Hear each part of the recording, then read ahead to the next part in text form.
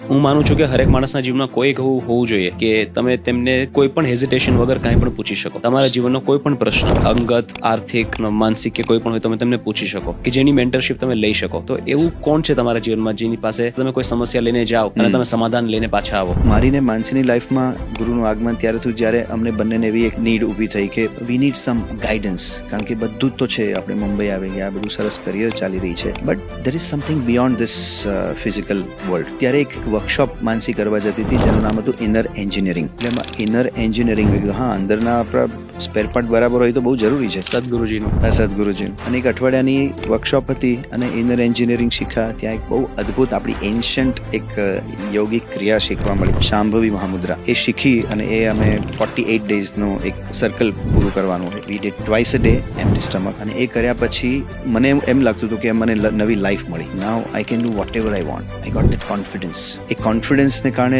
Always I am motivated to do something new. I always feel like taking up new challenges. મને બહુ ગમે કે હું બધા લોકોને સાથે લઉં, નવી ટીમ બનાવું, નવા પ્રોજેક્ટ્સ કરું. તો મારા ક્ષેત્રમાં હું કંઈ ને કંઈક નવું કર્યા કરું અને that is because of the blessing of ગુરુ.